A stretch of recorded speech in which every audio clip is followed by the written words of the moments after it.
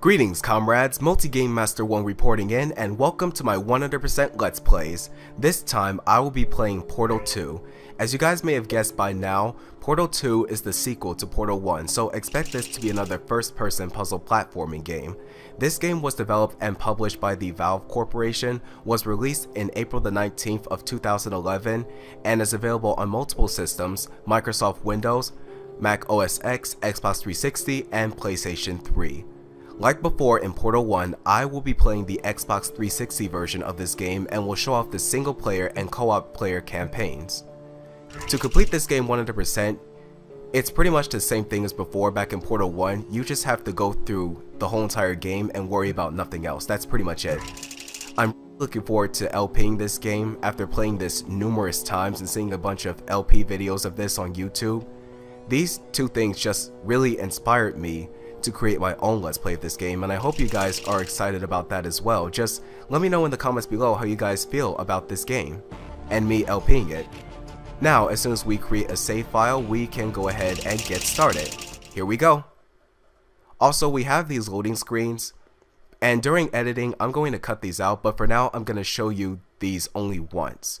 And the reason why I'm going to cut these out is each loading screen lasts about maybe 15 to 30 seconds, and that's pointless time wasted, which is something that I hope not to waste during recording. I know you guys will understand. So yeah, I'll cut these out during editing, maybe. Oh, and also you play as Chell in the solo campaign, and I'll explain more in a bit. Good morning.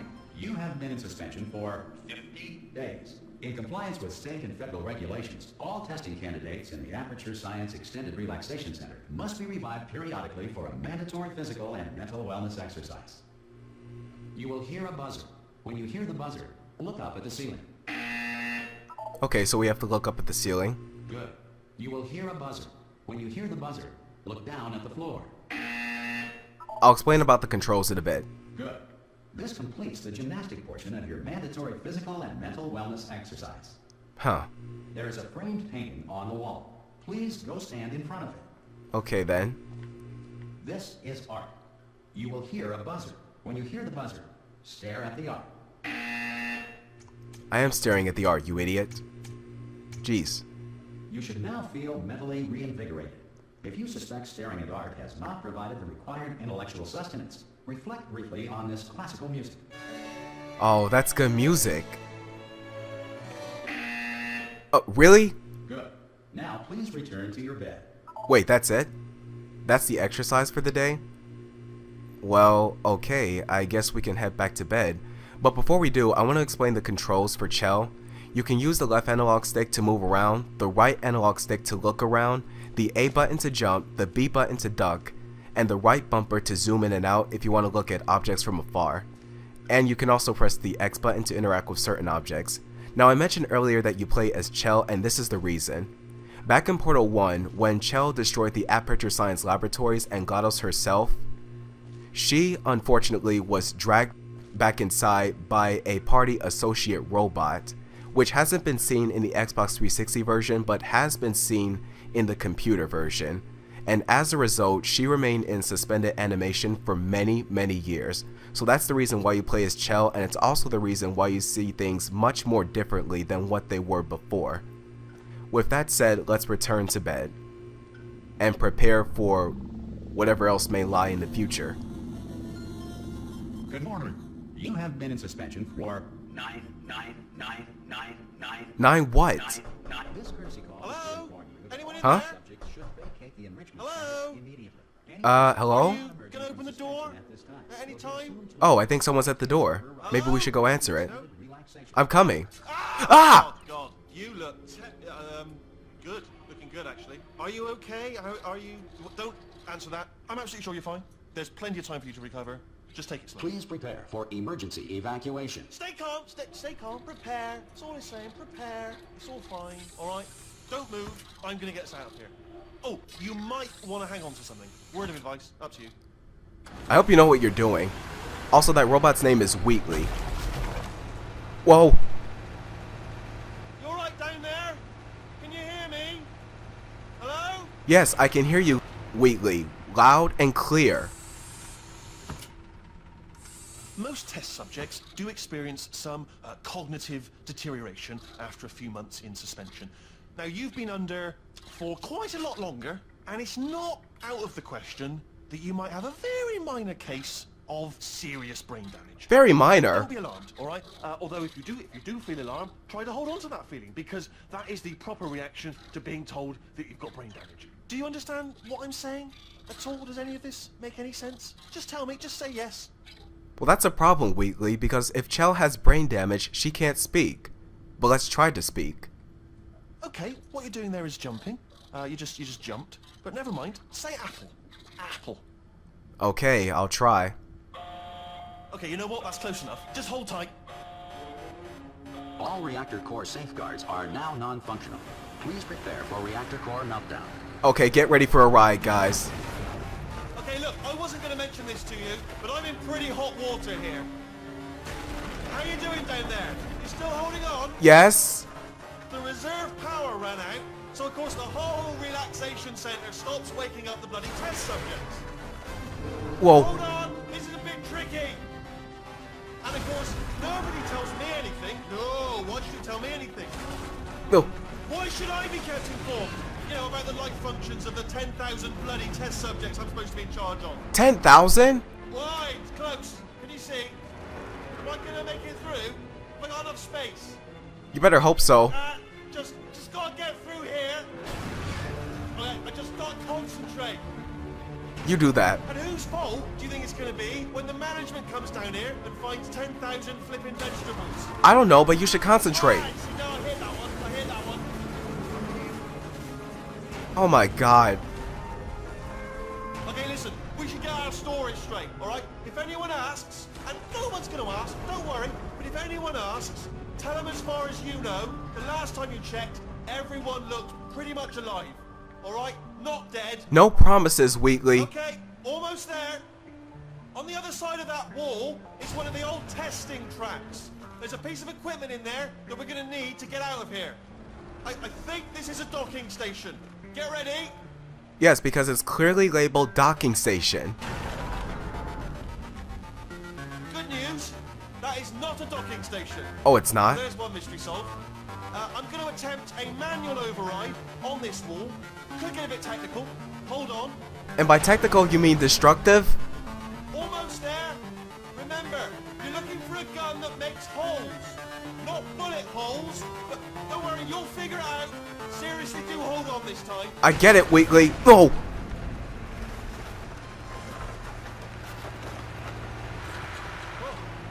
There we go. Now, I'll be honest, you are probably in no fit state to run this particular type of cognitive gauntlet. But at least you're a good jumper. So you got that, you got the jumping on your side. Just do your best, and I'll meet you up ahead. Alright then, sounds like a plan. Oh, and by the way, you look creepy. All right, off you go. Whoa! Hello, and again, welcome to the Aperture Science Enrichment Center. This looks familiar. We're currently experiencing technical difficulties due to circumstances of potentially apocalyptic significance beyond our control. However, thanks to emergency testing protocols, testing can continue.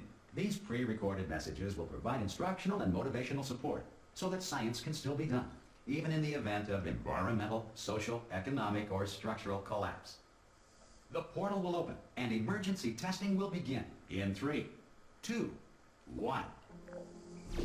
Oh no. I figured all of this was familiar from the start. Well guys, it seems as though that we're back in the heart of the Aperture Science Laboratories.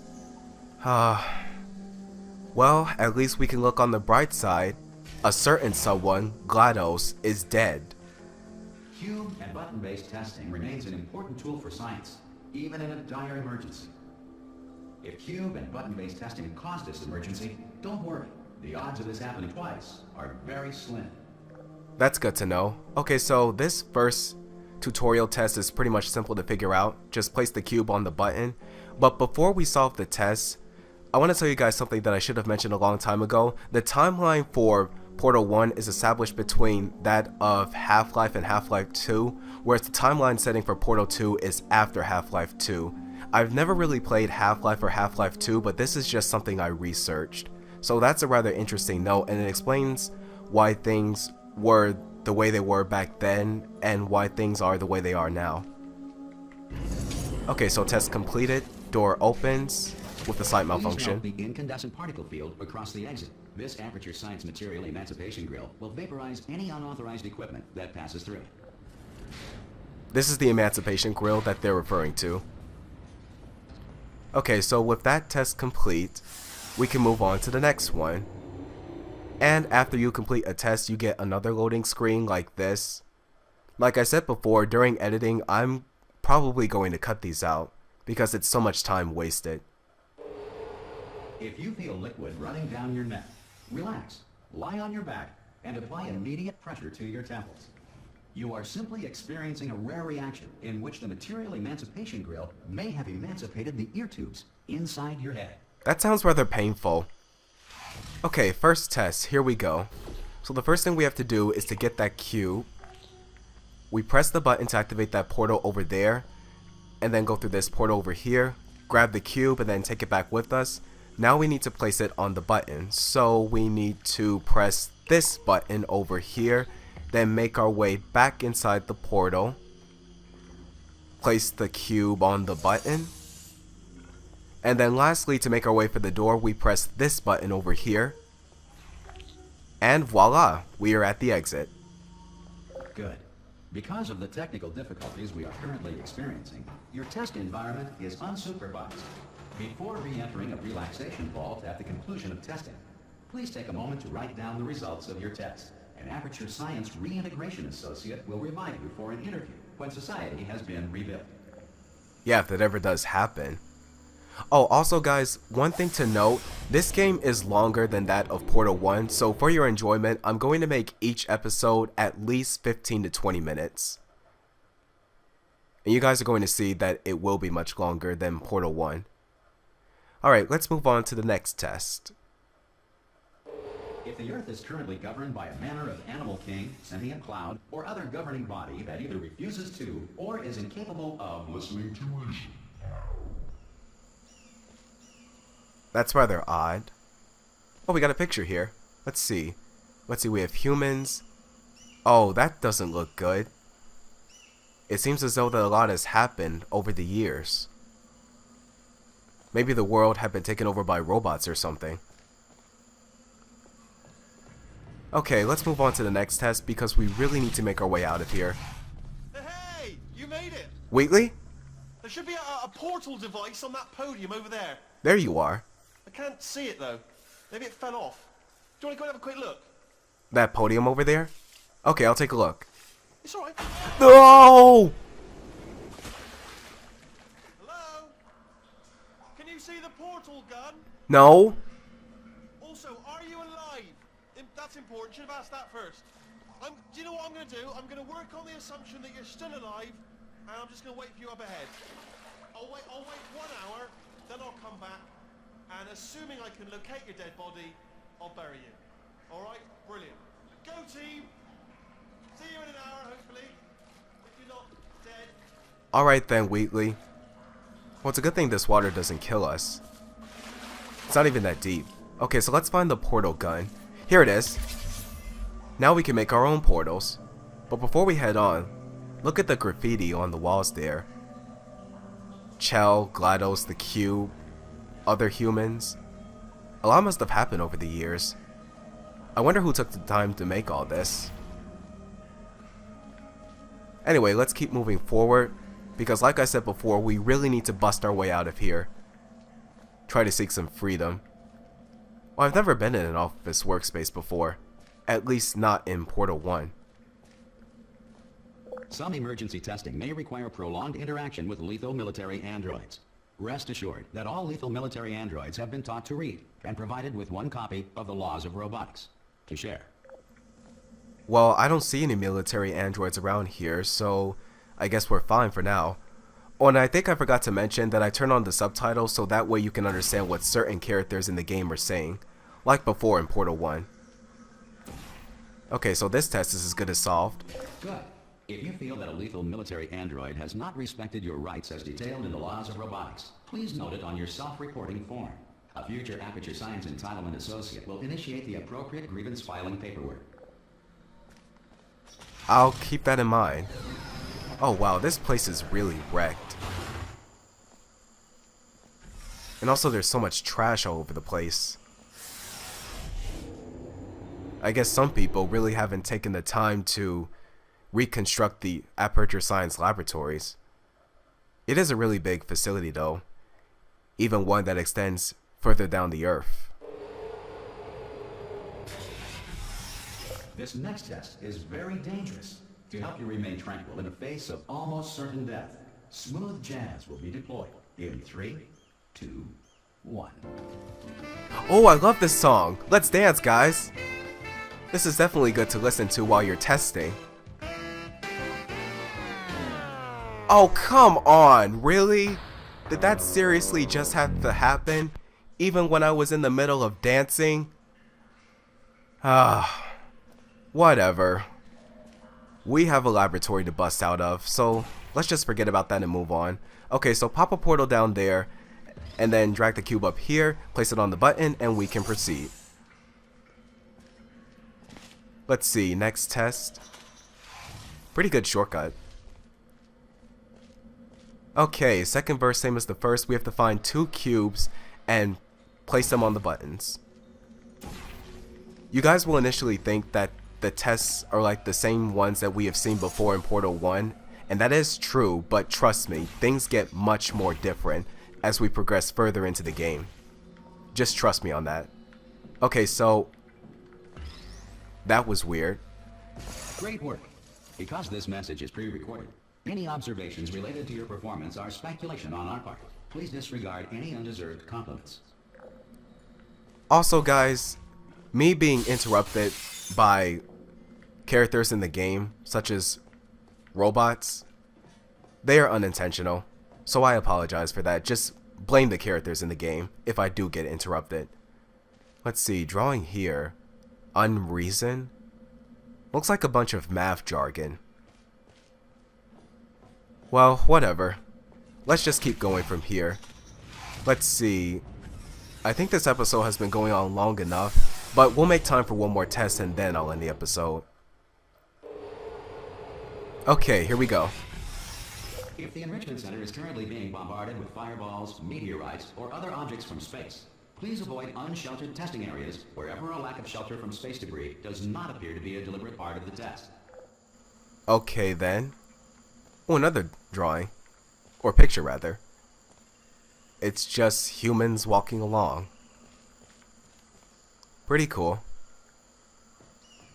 I tell you guys, so much has happened over the years.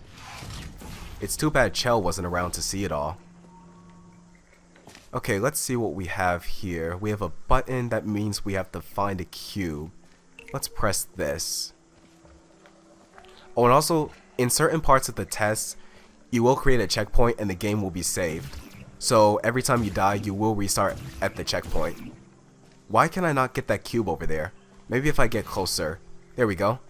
Now let's place the cube on the button. Like so. Let's see, what did that activate? Oh, stairs. Complimentary. Another button. That means we need another cube. Or maybe that cube over there will do. But first we have to bring it up somehow. 2 buttons. If I recall correctly, this button will drop another cube, and this one will activate a ramp of some kind, so let's try this. And then there we go. Nice. Okay, so apparently we could use a second cube. And here I was thinking that we could just use the same one.